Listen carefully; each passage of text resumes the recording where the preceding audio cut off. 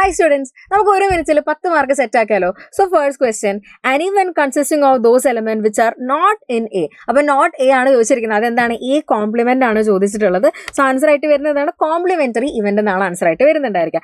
Next range തന്നിട്ടുണ്ട്. എത്രയാണ്? 16 ആണെന്ന് തന്നിട്ടുണ്ട്. Range is equal to 16. Minimum value എന്ന് പറഞ്ഞാൽ എന്താണ്? അത് 21 ആണെന്ന് പറഞ്ഞിട്ടുണ്ട്. മാക്സിമം വാല്യൂ ആണ് കണ്ടുപിടിക്കേണ്ടത്. ഇക്വേഷൻ അറിയാലോ, range is equal to highest value minus lowest value, that is equal to ഇവിടെ ലോവസ്റ്റ് വാല്യൂ തന്നിട്ടുണ്ട്, റേഞ്ച് തന്നിട്ടുണ്ട്. സോ ഇവിടെ ഹയസ്റ്റ് വാല്യൂ എന്ന് പറഞ്ഞാൽ എന്ത് വരും? ഇയാൾ ഇപ്പുറത്തേക്ക് പോയി. അപ്പോൾ 16 + 21 ദാറ്റ് ഈസ് ഈക്വൽ ടു 37 ആണ് നമുക്ക് അവിടെ ആൻസർ ആയിട്ട് വരുന്നുണ്ടായിരിക്കുക. ഇനി next, the relative frequency corresponding to a class 0.6. അപ്പോൾ r is equal to 0.26. Total frequency capital N എന്ന് പറഞ്ഞാൽ എന്താണ്? 50 ആണ്.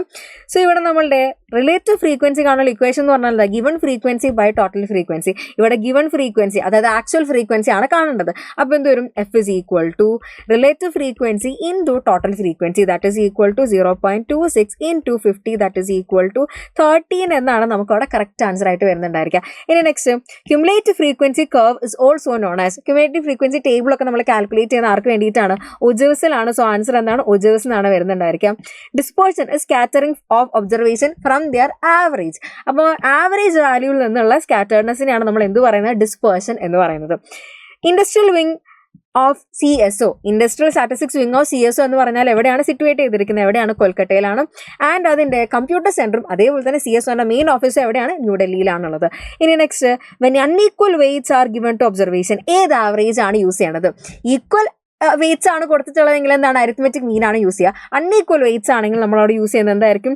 വെയ്റ്റഡ് അരിത്മെറ്റിക് മീൻ ആണ് യൂസ് ചെയ്യുന്നുണ്ടായിരിക്കുക. ഇനി നെക്സ്റ്റ്, പ്രോബബിലിറ്റിൻ്റെ റേഞ്ച് ആണ് ചോദിച്ചിട്ടുള്ളത്. വളരെയധികം വട്ടം ചോദിച്ചിട്ടുള്ള ഒരു ക്വസ്റ്റൻ ആണ്. പ്രോബബിലിറ്റിൻ്റെ റേഞ്ച് എന്ന് പറഞ്ഞാൽ ബിറ്റ്വീൻ 0 and 1 ആയിരിക്കും. ദാറ്റ് ഈസ് മിനിമം വാല്യൂ എന്ന് പറഞ്ഞാൽ 0, മാക്സിമം വാല്യൂ എന്ന് പറഞ്ഞാൽ 1 ആണ്. ഇമ്പോസിബിൾ ഇവന്റ് ആണെങ്കിൽ 0, മാക്സിമം. അതേപോലെ ഇമ്പോസിബിൾ ഇവന്റ് 0 ആണ്. അതുപോലെ ഷുവർ ഇവന്റ് എന്ന് പറഞ്ഞാൽ എന്താണ്? 1 ആയിരിക്കും.